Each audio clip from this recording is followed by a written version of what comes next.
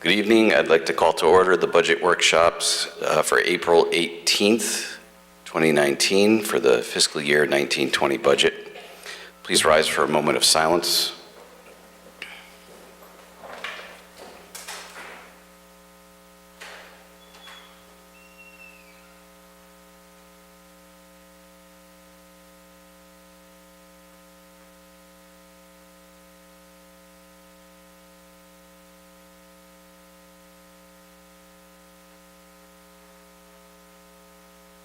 We'll have the Pledge of Allegiance. I pledge allegiance to the flag of the United States of America and to the republic for which it stands, one nation, under God, indivisible, with liberty and justice for all.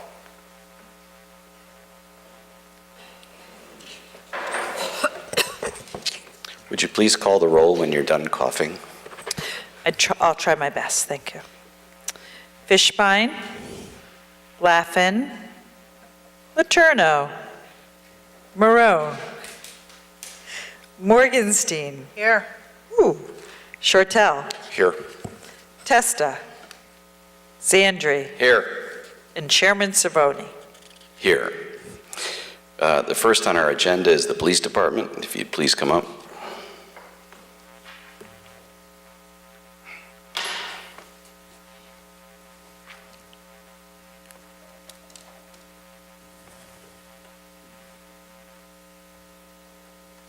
Good evening, Mr. Chairman.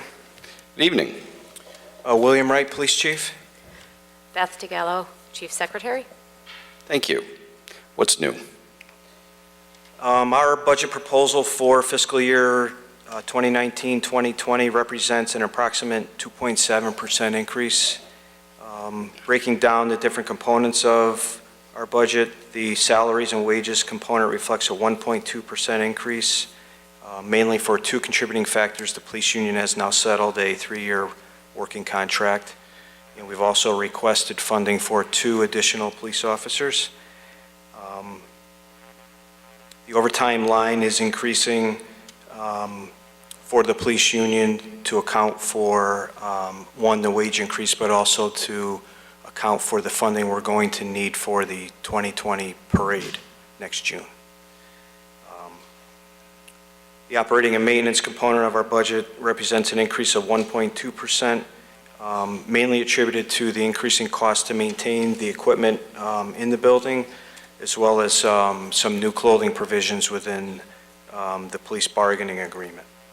Our biggest jump is in the capital project line, representing a 21.3% increase, significantly contributed to the fact that I need 4 host servers for our network and 2 network switches as well. The balance of our capital lines are typically that which you see year to year, which is the replacement of PCs and laptops and our cruiser fleet turnover, if you will. Sure. Do you happen to know off the top of your head how much you're funding for the 20 parade, the 350th parade? We figure that's going to cost the police department between $22,000 and $30,000 for that day. Okay. And am I correct to recall that there are 2 new positions for patrolmen in this budget? Yes, I'm requesting 2 positions, and if approved, will give us 4 over the last 2 years. Okay. Questions from councilors? Councilor Shortell. Thank you, Mr. Chairman. Chief, good evening. Hi. In the budget book, you did a nice job of outlining kind of a PowerPoint of some stats. I just wanted to look at one of them, the monthly service call volume. It looks like 2018 really spiked at the end of the year. Is that related to the car break-ins, or is that just something else? Or? Yep, the call volume at the end of 2018 is significantly contributed to the car break-ins, but it's also attributed to the fact that our traffic division particularly noticed that along that Route 5 corridor, which I know we kind of continually talk about, the amount of traffic violations that were apparent down there, especially around the holiday season, were something that we needed to deal significantly with, and we did. We actually turn the patrol division and the traffic division onto a rather significant, if you will, increase in violation management, right? So, and that's a lot of those numbers in the last 5 or 6 weeks of the year are attributed to that traffic management increase. So I was having a debate with somebody a little while ago, a few months ago, a friend of mine, and, I was hearing, well, crime is down, but when we talked, I mean, your tenure in Wallingford, my response is that you look at even the type of crime is different. I mean, identity theft, 10 years ago, were your officers dealing with identity theft? Were they dealing with fentanyl? I mean, could you speak to that a little bit, the nature of what you deal with? So crime is down. Quarter over quarter, it continues to decrease. Mm-hmm. But I don't really, kind of rest on that because at any time it could spike. So where we've seen a spike in thefts from cars, that's offset by something else, which is bringing the numbers down. So we know right here locally that we're having an issue with thefts from cars. Mm-hmm. So although the state may report to us that our Part 1 crimes are down, we know that that issue itself is continually escalating. The call type and the complexity of calls has changed dramatically, as you indicated.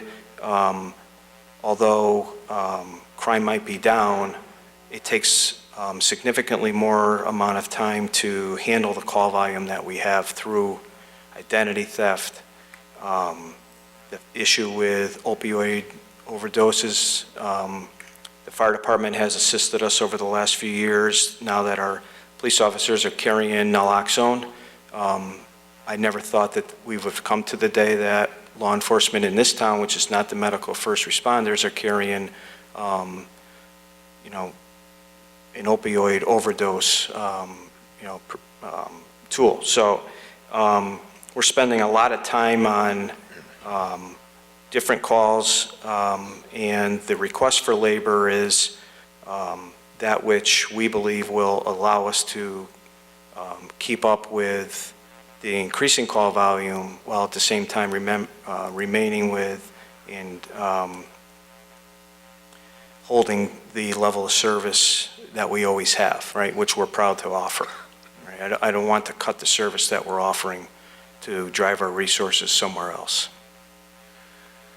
A couple of years ago, you and I talked about, and you implemented, the parking lot of the police station could be used for, social media, second time around Wallingford, you could go to the police parking lot and meet someone there. It was a safe place. Other towns had done it. We talked about it, and you put it in. My question is, because was there ever any signage put up to indicate that, and is that something we could look at just so people are aware that that is an offering that people can take advantage of? We could put a sign up. We had a sign up, but the sign that we put up, unbeknownst to me, was that which was created by one of the social media companies, and I was uncomfortable with it being, in the front of the station. So, but a lot of people do use the front of the station for sales of online goods. Yeah, it's pretty often that I'll look out the window and see a transaction going on in the parking lot. Okay. But we could put signage up there. Yeah, it was just a thought. I didn't realize there had been a sign at one point, but I understand why, if it was sponsoring a certain social media company, you wouldn't want it. My only other question is around the monthly, the latest monthly, and I don't know if it's for you or for Mr. Bose. There's an encumbrances of about $314,000 in the police line item in the March financial report. I'm just curious what that is. I'm sorry, I don't have that report with me. Which line item is it? Account 2005, police.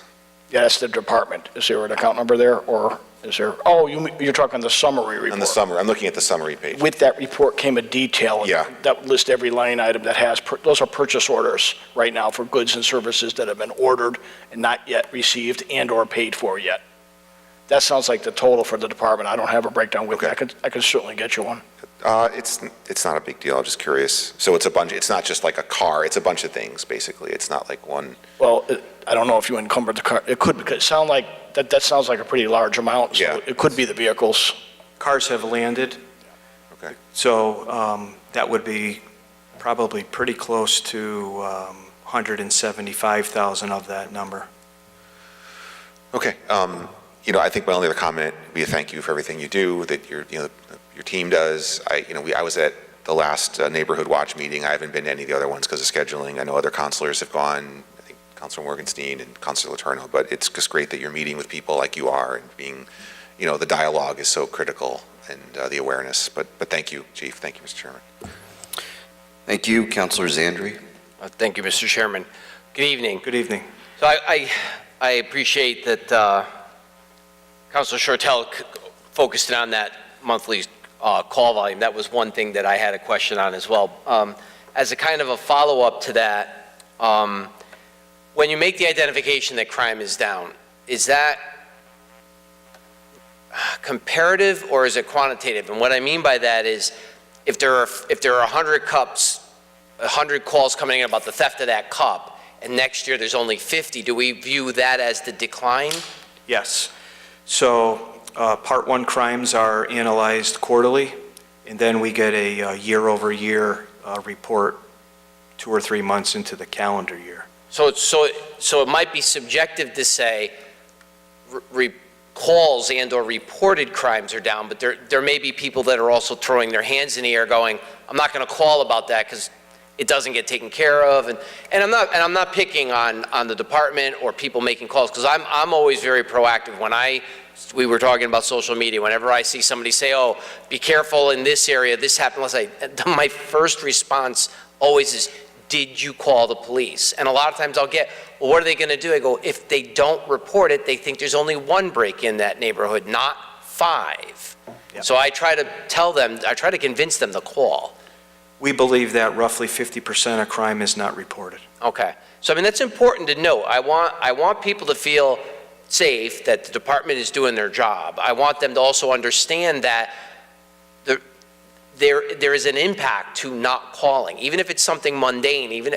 I would think, and you can correct me if I'm wrong, the department would rather respond to a call that ends up being nothing than to not even be aware that maybe something happened. Is Absolutely. that true? Okay. Absolutely. So for anybody that ends up watching the workshop, I want them to kind of get that message out. And to kind of follow up again on the social media swapping over at the police station. I only run one of the groups on Facebook. There are, like Councilor Shortell mentioned, there's many, many of them. I try to encourage people that are on the Wallingford Classifieds on Facebook to go there because it's safe, it's lit, it's right next to the police station. So even without the signage, I tell them, look, there's visitor parking right out front, pull right up. If there's ever a problem, you've got the fire department and the police station right there.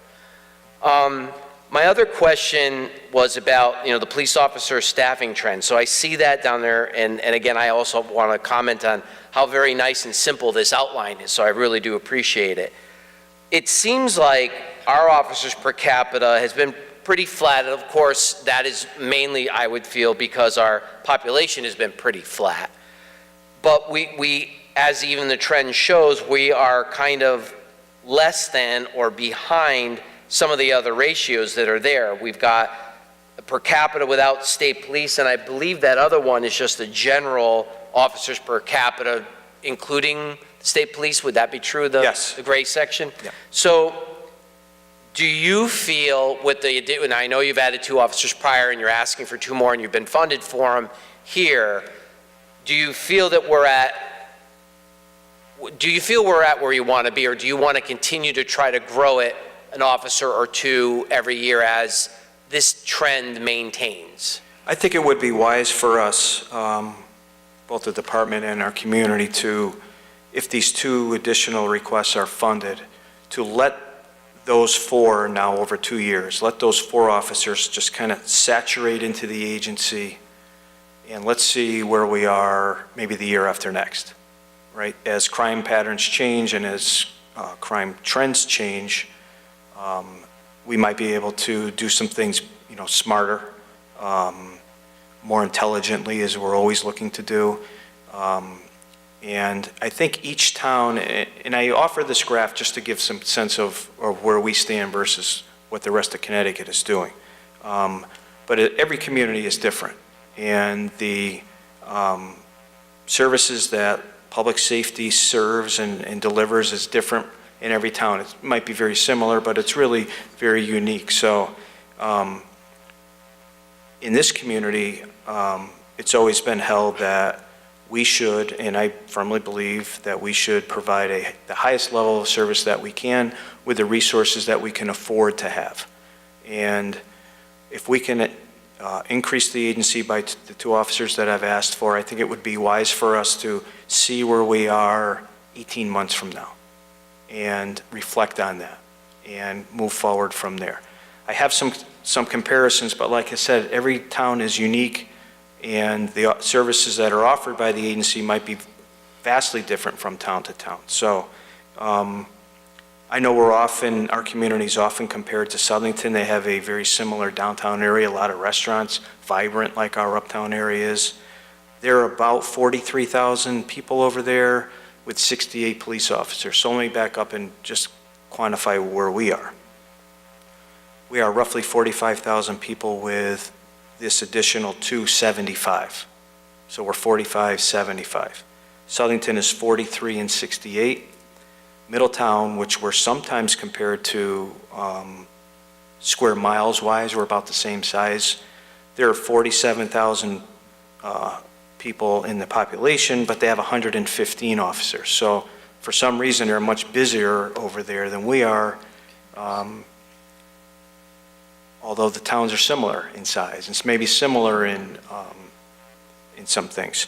Enfield, 44,000, almost 48,000 people. They have 95 police officers. Talking to the chief up there, the Enfield Mall keeps them very, very busy. So we don't have that issue here. So I offer some numbers for you to kind of reflect on, not that we should be equal with these agencies, but to offer that the services offered by each community are vastly different. I will tell you that I think most agencies are doing some vacant premise checks.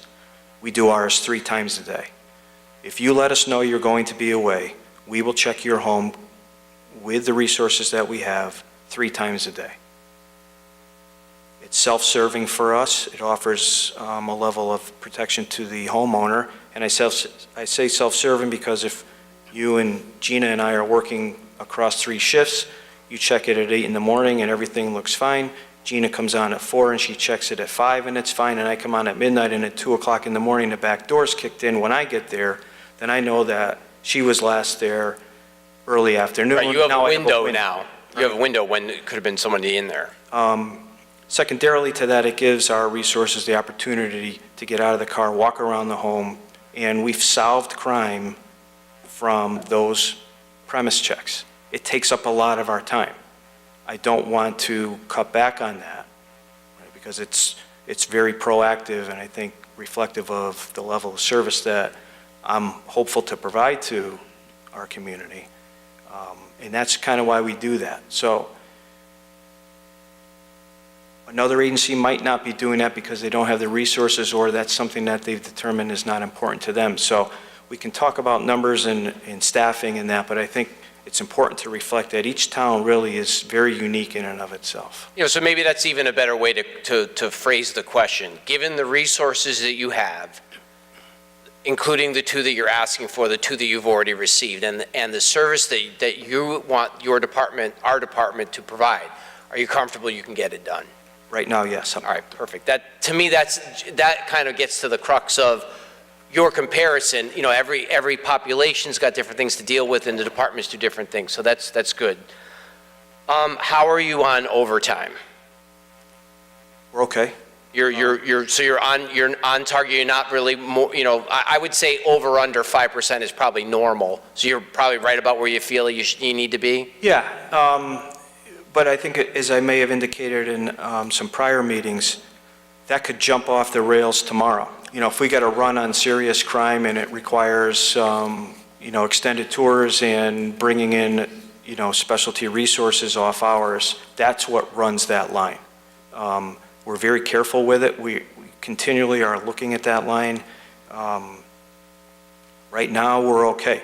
I am a little concerned as things go with that line, the distracted driving grant, which I know a lot of agencies have approached the state trying to reverse how they do that. So they do that twice a year, once in April and then again in August, just before the kids go back to school. So we're across 2 fiscal years. When they do it in April, it's for the full month of April. The reimbursement request that we would receive from the state for that grant-funded opportunity won't hit our lines until after the fiscal year closes, by the time it processes through. That could be a significant amount of money. I'm thinking it's pretty close to $30,000 for April in overtime just for distracted driving, which the town will receive in reimbursement, but I won't be able to use that money. So we're running a little bit on the overtime because of that, and we think we're going to be fine, but then again, if something jumps off and we're really getting busy, I might have to come back later in the year for a transfer. Yeah, Right now, as we sit here, we're okay. Right, and that's totally acceptable and expected. I get this question once in a while because, you know, you see the police officers at construction sites, and I think I know the answer, but I'm going to ask it anyway. So when an officer is at a construction site, the construction site is paying to have the officer there. Yes. All right, and if it happens, that is always at an overtime schedule. They're not being pulled off of an active run. Is that correct? Correct. Right. So in other words, the officer will have worked their shift, whatever it might have been. They decided they had Tuesday, Wednesday off. They decided Tuesday they were going to work that. They're being paid their overtime rate through the contractor. And that is not hitting our overtime. It's not hitting, this is the other piece I'm a little fuzzy on. When they do pension calculations, that is not factored in it. Is that true? That's true. Okay. Because that's the way I communicated to people, that, oh, sure, they're going to, the last 3 years they're going to work there, they're going to run. This overtime, that goes in their pocket so they can go and spend it. It doesn't impact the pension side of it. So thank you for, again, I thought I probably have asked that before, and I always like to reassure myself that I'm remembering it the right way. I see for your police cruisers request that you requested 175 and the mayor allocated it at 140. So is it fair to say that you budgeted that for 5 cars and now you're assuming 4? Yes. Based on the budget? Okay. Do you feel that you could still meet the needs being down 1 car request? Yes, we were very concerned.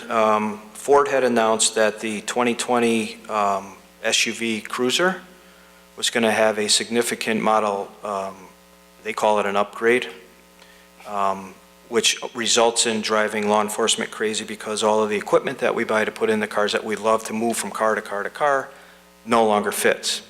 So one of our vendors had a demo 2020 up in Massachusetts last month, and we sent some of our traffic team up there to look at it, and it appears that most of it will fit our current gear, maybe with some modifications.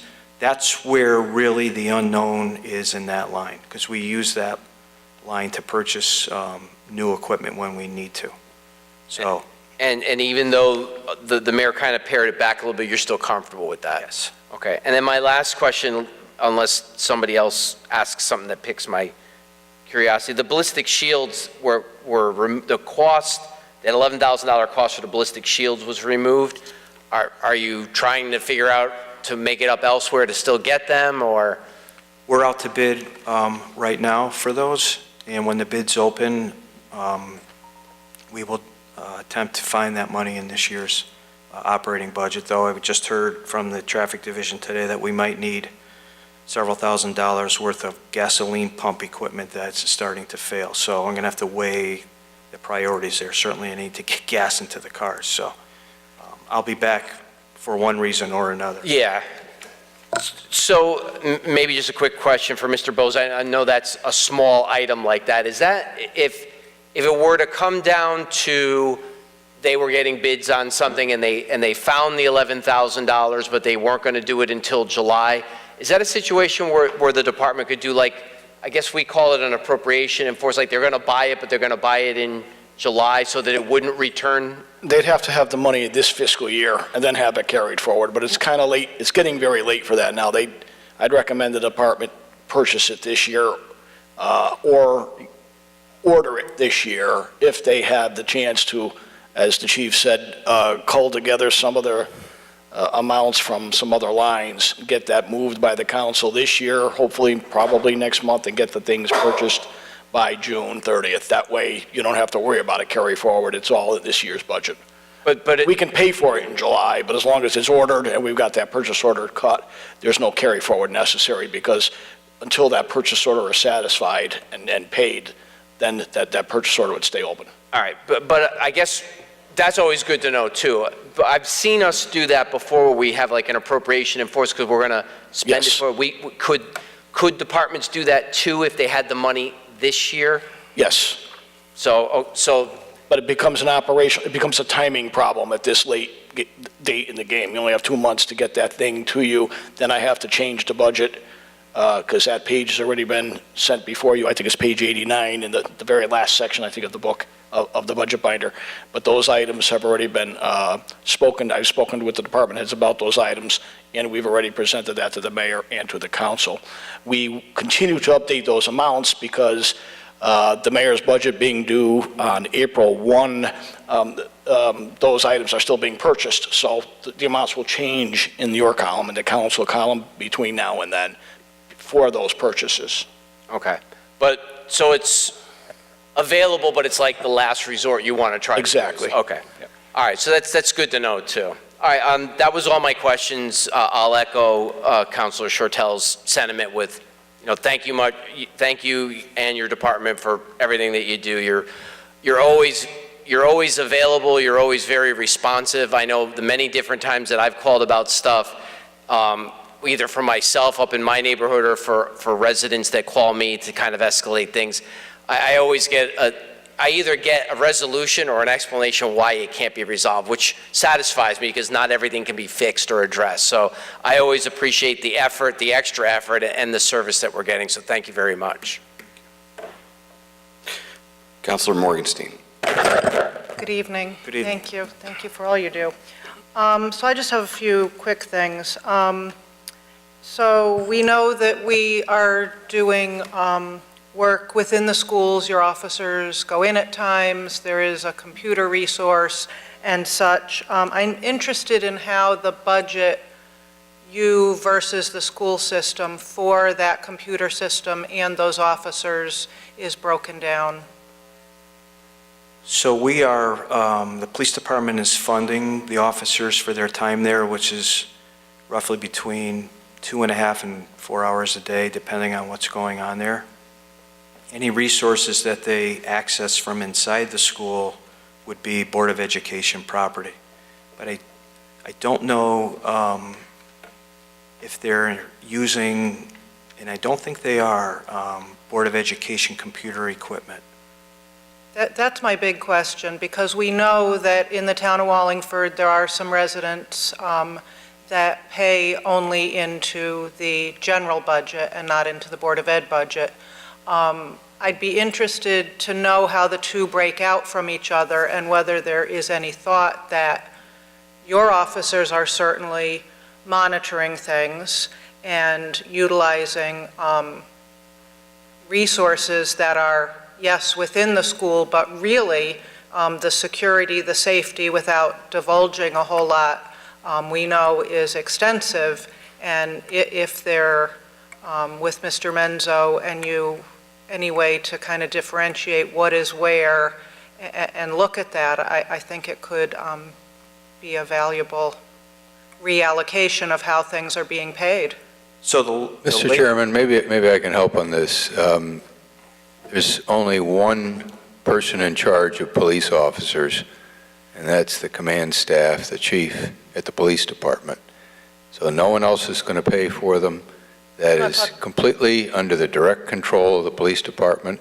If they were to be paid in any way through the school system, then there'd be questions about who would be directing their activities. I'm asking the reverse. I'm saying that if we have equipment that is in the school system that is utilized by your law enforcement for law enforcement purposes, if there were a way to budget that system as a law enforcement system rather than an education system, then you would have taxpayers, you would have more taxpayers paying into that system, is my question. I don't believe that we are accessing or using in any way, shape, or form any equipment owned by or maintained by the Board of Education. Okay, that was my question. Okay.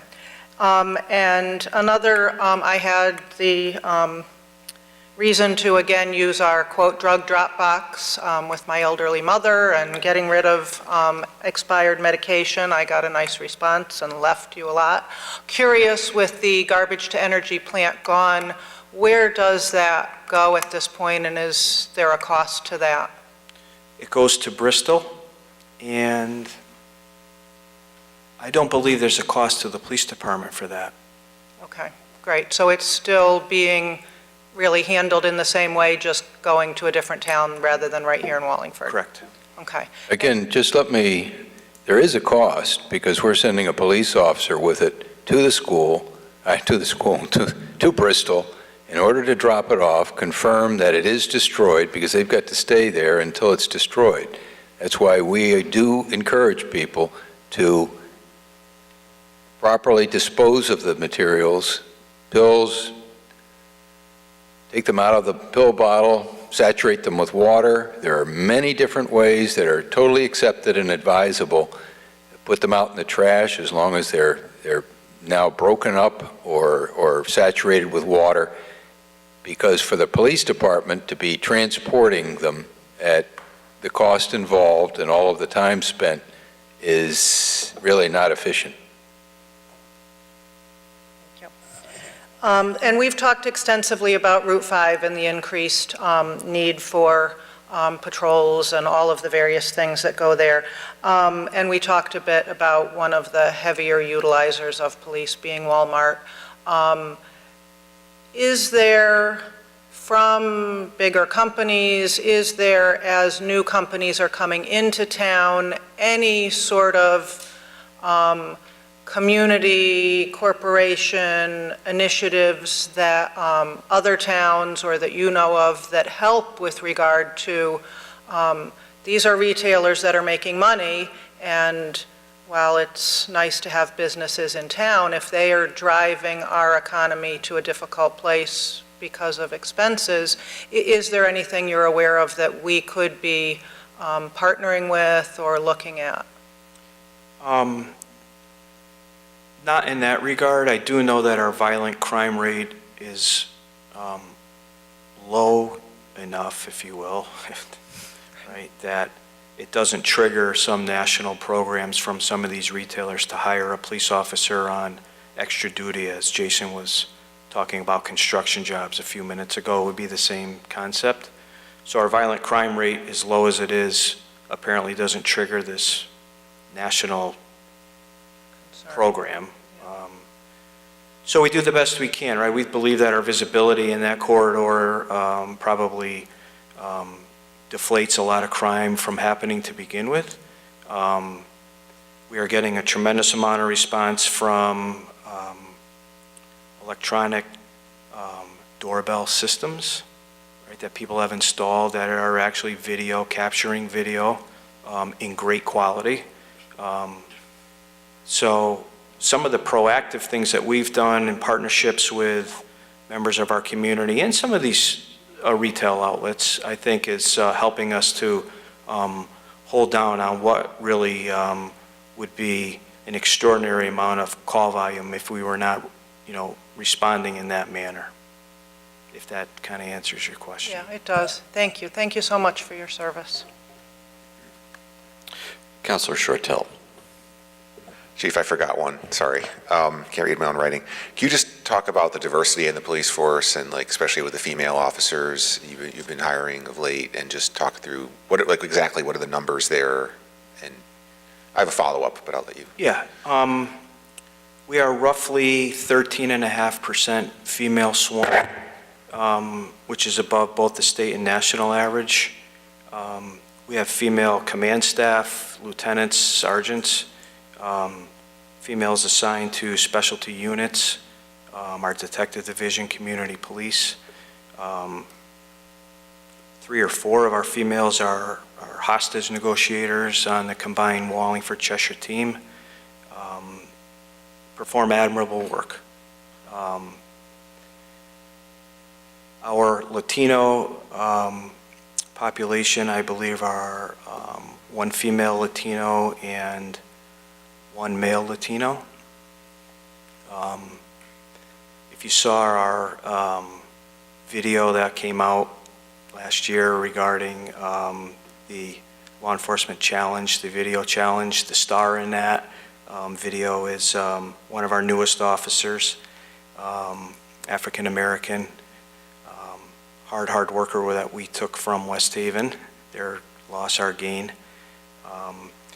So I firmly believe that a law enforcement agency should be reflective of the diversity in the community, and it's no secret that in some of our minority populations we're short on the percentage. So in our community, I believe that we're roughly 11% Latino, plus or minus. So, in an equal comparison, I think our Latino population in the police department should be, reflective of that. And I would say that we're not. So what have we done? Over the last 2 or 3 years, we've significantly broadened our recruitment campaigns. When we are recruiting for police officers, the Human Resources Department in Town Hall sends out notification to a multitude of different groups and entities that do reflect what we're looking for in our department. So NAACP, the Hispanic community, the Spanish community of Wallingford. We're at job fairs. We were just at another job fair last week down at Albertus Magnus College, which has a large minority student population. So I think we're doing all that we can to attract, qualified workforce, and I think qualified is the key word there, that reflects the community. A difficult, I think, thing to attain completely because the numbers change almost daily, up and down. So that kind of is a snapshot of where we are with some diversity in the department, knowing that we should be and could be more in line with what the census is showing, what our population truly reflects.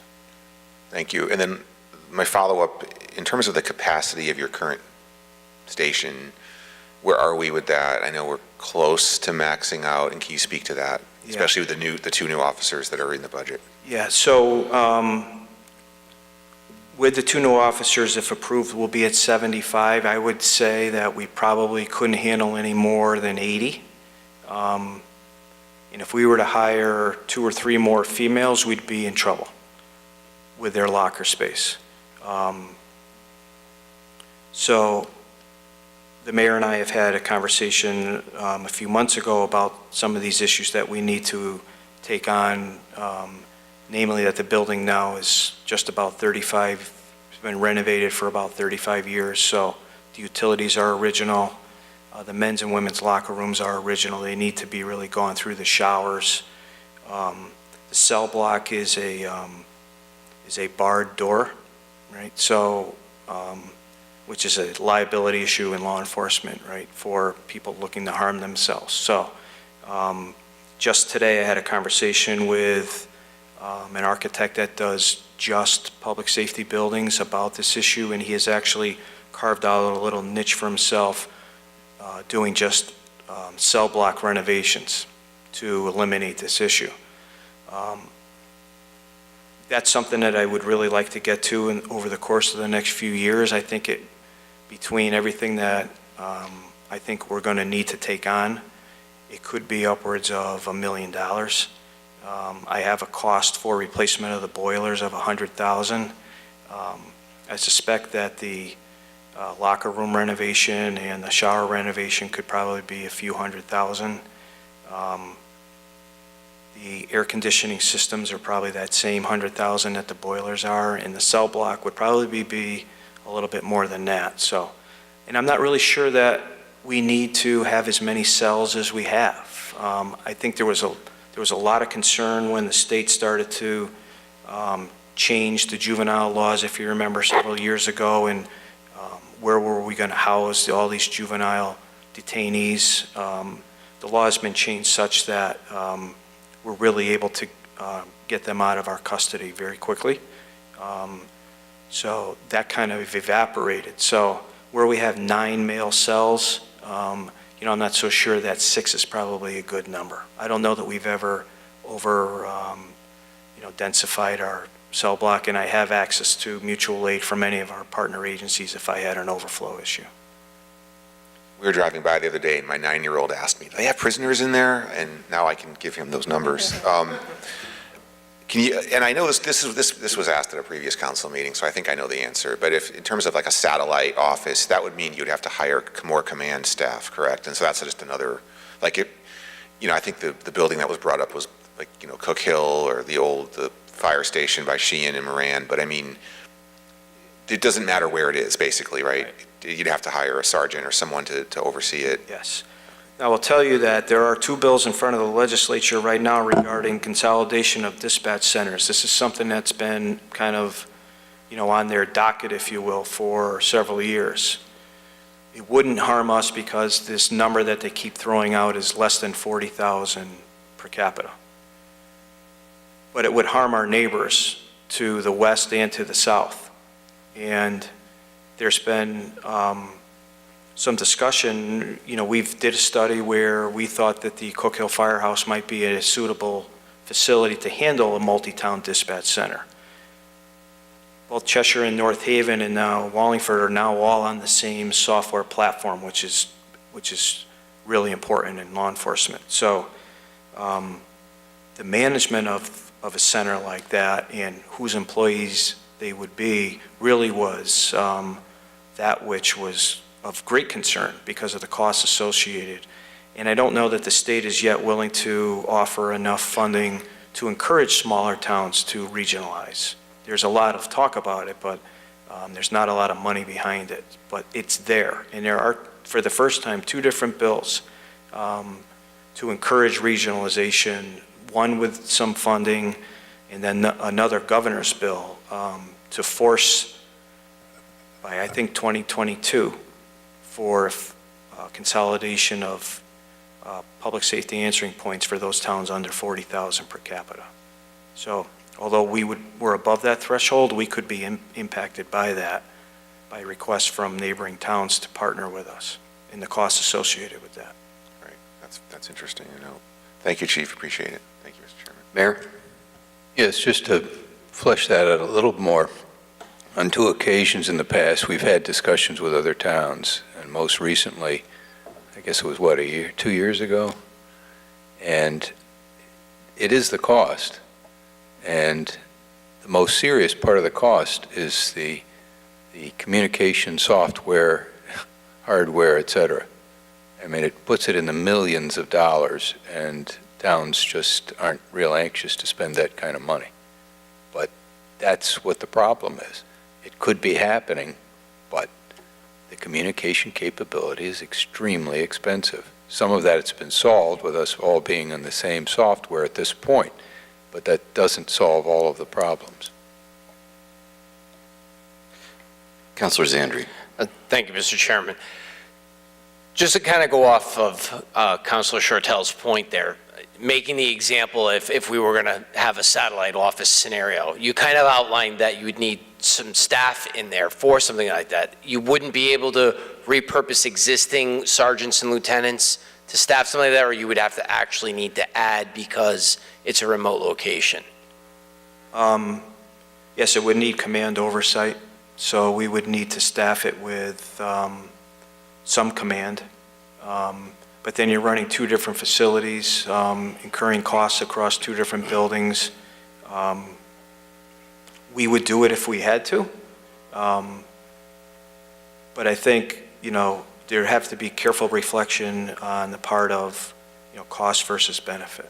Okay, I mean, and I guess as part of that, I realize it's not necessarily a discussion piece for this particular budget, but I mean, I guess with, in consideration of that and some of the other costs that you outlined for the old armory there, I hope that we're looking at all solutions. And what I mean by that is, if we've got to invest, whether it's the next year, 2, 5, or 10, to kind of address a handful of different things over there, and then we still may end up having other things come up in years 15 and 20, there comes a point in time where you just don't do the repair and the tune-up anymore. You decide to go and build something else somewhere else. That we could maybe also have that as another thought. If we've got to address locker room space for the female officers and the fact that we don't have command in another facility and we might have air conditioning problems and so forth, that we're also possibly looking at what would the benefit be to build another police station somewhere else. And I know the discussion has come up over the years, and there's certain things that the station needs. And I know a couple of times the discussion came up with other locations in town, but they weren't on all the public utilities. In other words, there was septic / sewer issues with one proposed or discussed, I shouldn't say proposed, it was an open discussion solution for that. But I would like for the department to keep that in mind, because while it may be, a factor of maintenance, upkeep, and repair, and then if we're talking about potentially 25 or 30% even more to do another thing down the road, we can kind of ball all these things up and make a decision maybe to go with something newer somewhere else. Just a thing to keep in mind. Thank you. Mr. Chairman, just as a reminder, we did an architect's design for actually the Wooding Kaplan area, and that came in somewhere around $30 million. And that's, I don't know how many years ago, 5? 2009. Okay, 2009. So. Yeah. The presentation was after my first election and before my first term started. And you were kind enough to let Councilor Fishbein and I, who were waiting to be sworn, to sit through that presentation. So that's 10 years old. So all the dollar amounts in it have aged, and nothing's gotten cheaper.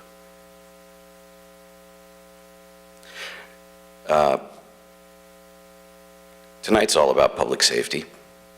That's all that's on our agenda. And you get to hear this first. I feel safe in this town. I know a lot of people who feel safe in this town. And it is largely, aside from the fact that we live with good people in this town, it is largely because of the good work that you and your department do. So please keep it up, and thank you for all of it, and thank you for your time. Thank you. Next up is the fire department, followed by fire marshal and emergency management and civil preparedness.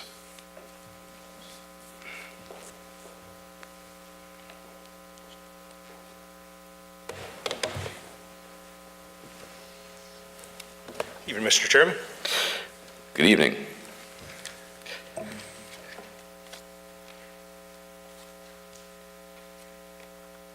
You could just remind us who you are for the record. Sure. Rich Heigert, Fire Chief. Steve Alsop, Deputy Fire Chief. Joe Setnar, Deputy Fire Chief. Good evening. Thank you for coming. What's new? Our budget is very similar to last year. There's not substantial changes to it. The operational budget has a 0.29% increase, which equates to $23,000 roughly of an increase, and that's mainly because of a couple increases, one of which physical exams was an increase of $25,000, that one item itself. So it does not reflect a contractual raise. We're in the process of contract negotiations at this time, which does limit some of my conversations because it is an open, ongoing process.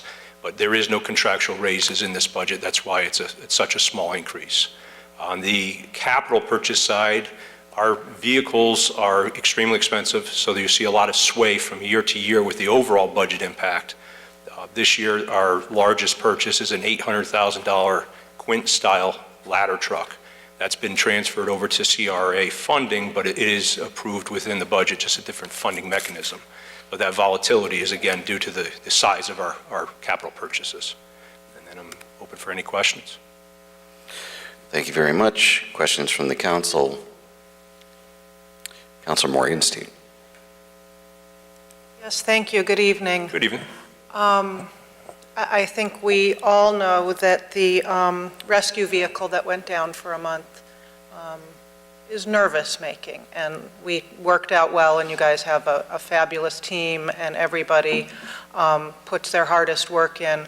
But I'd like to hear a plan for avoiding such a thing this coming year.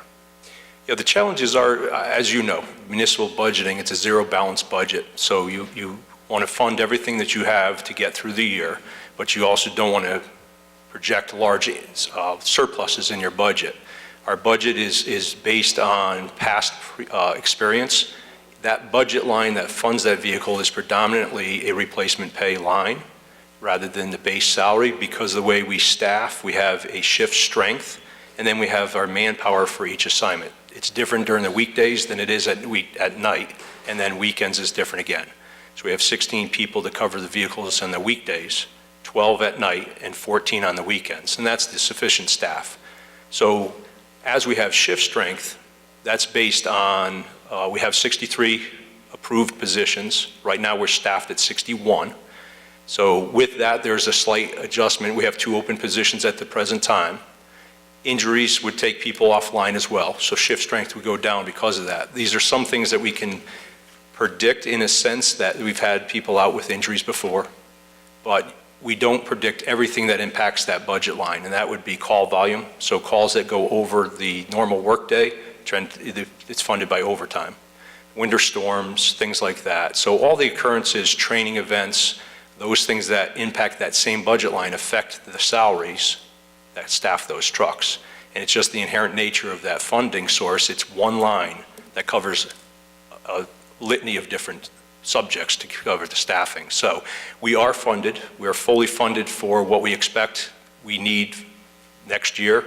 Last year we ran $8,600 short in the payroll line. With the assistance of the council, we were able to transfer monies from other areas to cover that. This year we were anticipating a larger shortfall. We were also short in other areas. The physicals, physical exams was short this year, $25,000. That was open in negotiations when we put the budget together last year. So it came in at a higher cost this year. So we've already used the money that we traditionally have moved into the payroll lines.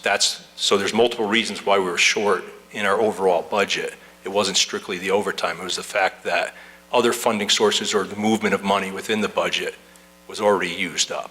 So I do not anticipate having the same shortfall next year. So with these 2 additional positions, I understand that the process for getting a new firefighter is different from getting a new police officer, but that there is testing and, all of it. You have to have the skill set, you have to have the physical, the whole thing. What do you foresee as a timeline? Okay, if on day 1 of the budget I have money for 2 new officers, what's a realistic timeline for seeing 2 new officers? It's a wild card in that we hire paramedics. So Right. that's what we need. We need people that are a paramedic, and then they have the ability to become a firefighter before they can be on the trucks and actual staff. So there is a long period of time. Often they have to go to the fire academy. That's a 14-week process. The testing is very competitive between communities, and we have a very small list of people, as all the communities do, for these applicants. One portion of the challenge is the hiring process. And HR, Human Resource Department, and us are working towards other hiring solutions to see what other options we have. So we'll most likely be approaching the council at some point for your approval with other options as well. So. Yeah, one thing that I had heard mentioned is the testing issue, and that we do have surrounding towns that will, I'm not sure what the word would be, but, say, oh, I will hire Joe, paramedic, with the caveat that he passes the exam. My understanding is that there have been some people that we've been very happy with as they're training here, and then you turn around and, oh no, I I am now working at a neighboring town because they allow hiring at testing with that pending. Is that something that we're considering? Right, presently, we can only hire a certified, a Right. licensed paramedic. So that is the job description, so that is what we're limited to hiring. So we're looking at what other options we have to open that up. Yeah, because it sounded to me like, and of course, if you hire someone and then they don't pass, you do have an issue, but if other towns are doing it, so is that something being looked at?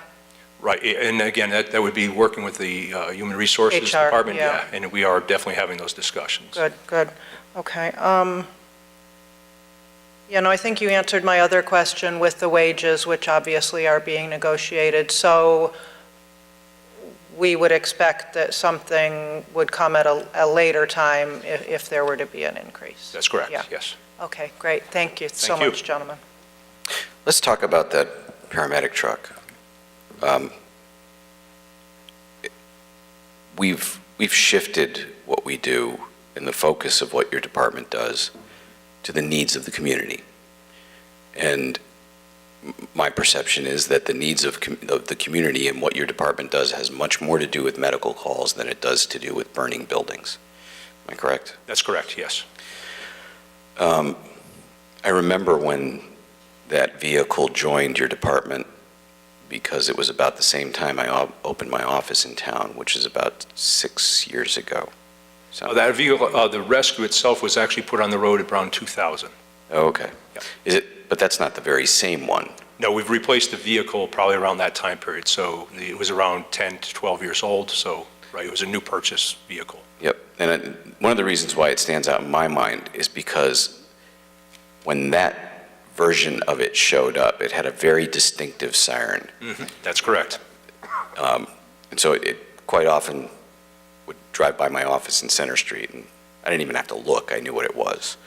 But I suspect that vehicle came to be because of a rising number of medical calls, and you've got firefighter paramedics on that truck, right? Correct. There's been some shifting, we've tried looking back 30 years.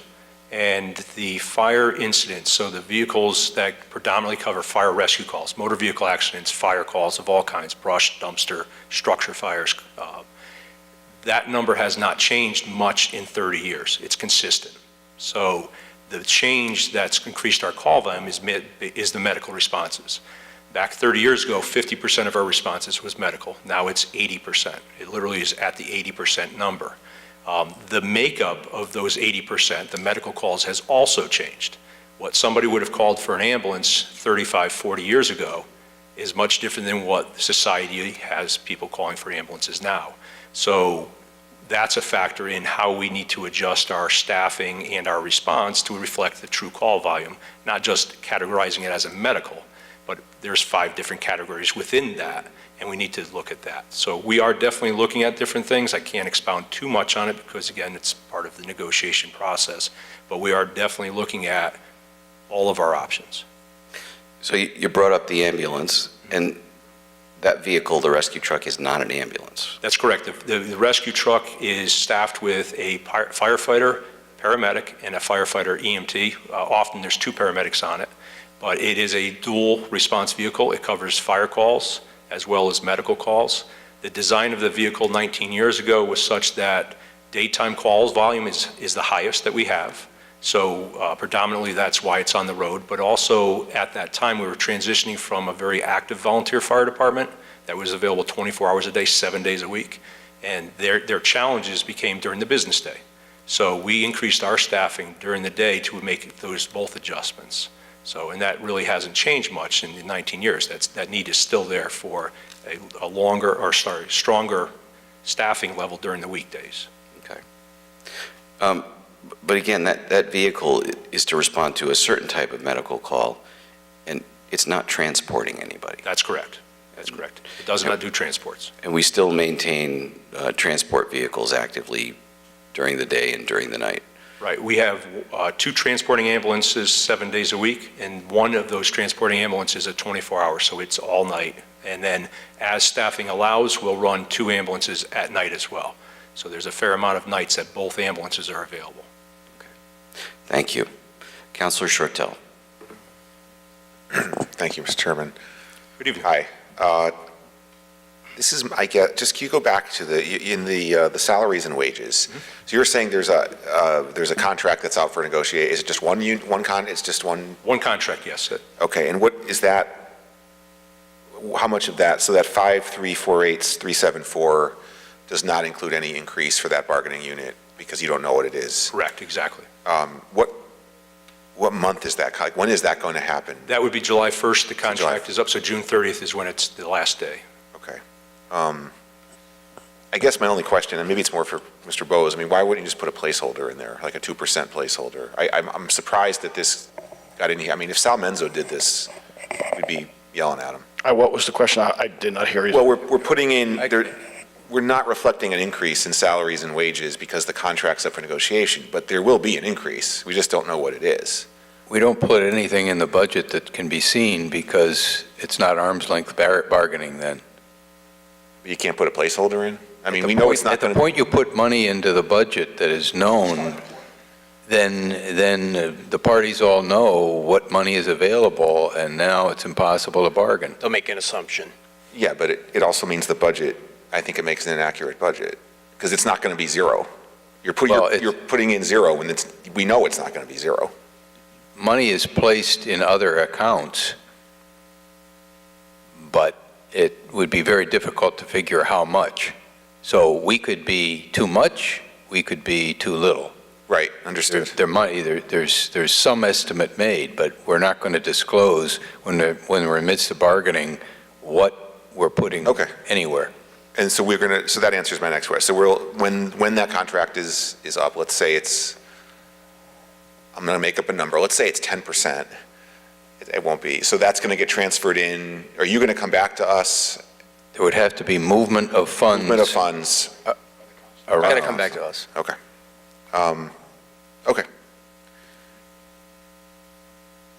My other question is more, I see Chief Wall in the audience. It's just could you just give me a breakdown of the staffing, of how many volunteer versus full-time or professional are serving the town right now, or what's the ratio? Sure, right now the staffing on the career side, we're authorized for 63 positions. We have 61 filled on the career side. Those are firefighter, EMTs, firefighter, paramedics, the total makeup. And on the volunteer side right now, they have passed their physicals and they have training commensurate to the duties of firefighter. There's 33 between Station 7, the North Farm Station, and Station 8, East Wallingford. In addition to that, there's EMS responders on the volunteer side. And that, I believe, is around the 18 or so. And they have an enormous impact on and a positive impact on the system. So it's not just firefighters on the volunteer side, it's both EMS and fire. And I think we talked about this a few years ago at one of those merit review meetings. I just want to go back to something, because you talked about on the volunteer side, it's been harder to get people to volunteer for a variety of reasons. People's jobs are different than they were a generation ago, and the physical demands are, not everyone can meet those demands.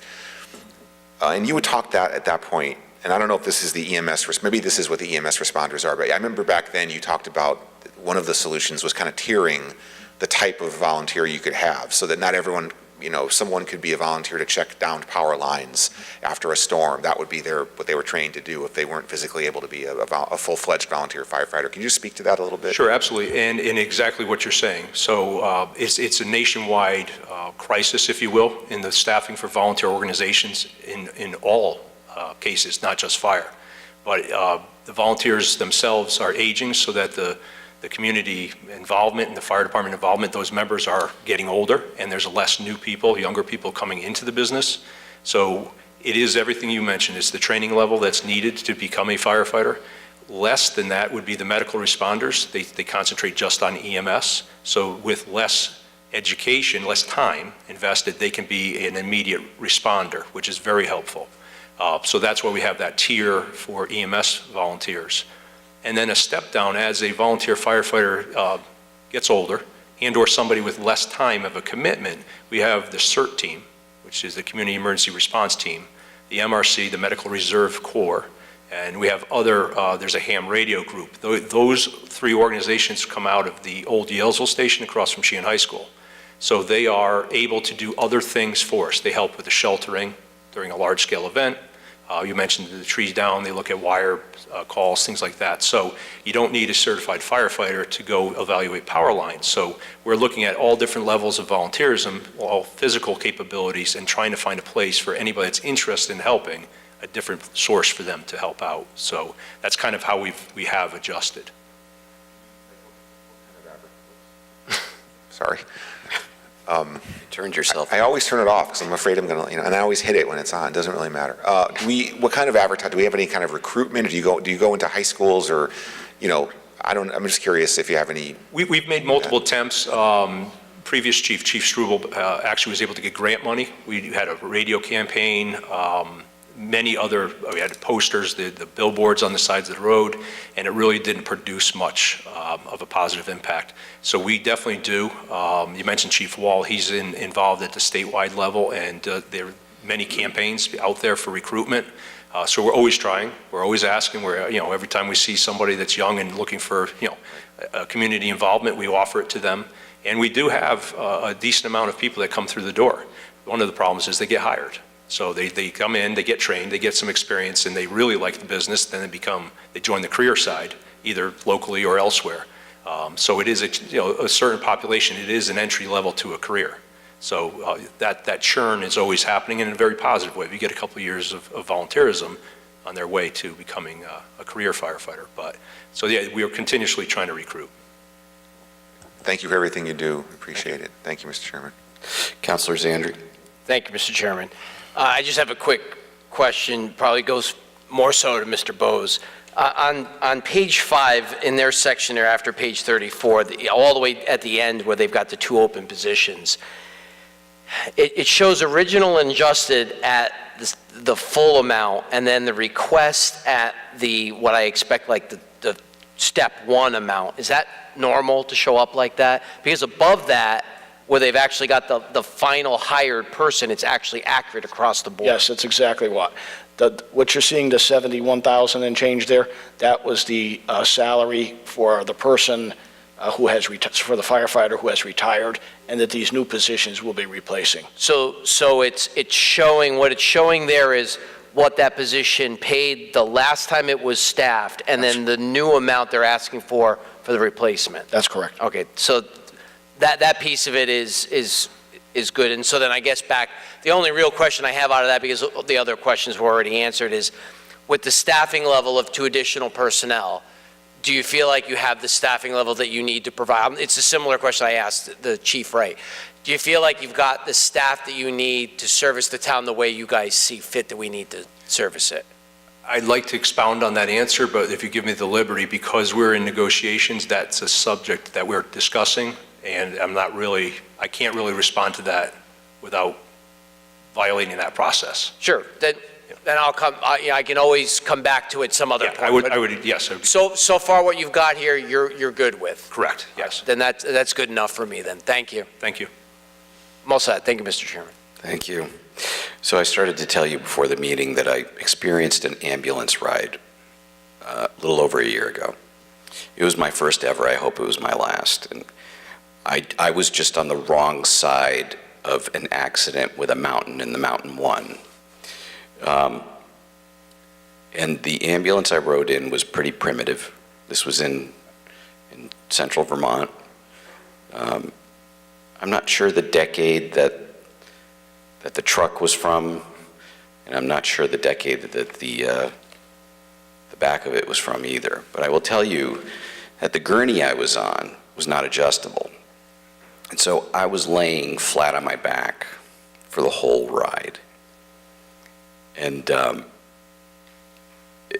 it was more than a little unsettling. Anyway, I hope I never do it again. That being said, if I have to take an ambulance ride, I hope it's in one of your ambulances, because I've seen the equipment you guys have, and it is far better. So once again, I feel safe in this town. I once joked with your predecessor that I've suggested to people that if you're in an accident within walking distance of the Wallingford line, drag yourself over, call the Wallingford Fire Department so that you can get really good medical care. No, it was a joke. Appreciate the support. Thank you. Thank you. Thanks for your help. Have a Thank you. good night. So next is the Fire Marshal's Office. That's us. Okay. Questions for the Fire Marshal's Office? We appear to have no questions. And then Emergency Management, Civil Preparedness. Questions? All right, that's it. Thank you very much. Thank you. Thank you, gentlemen. With that, I will entertain a motion to adjourn. Second. Moved and seconded. All those in favor signify by saying aye. Aye.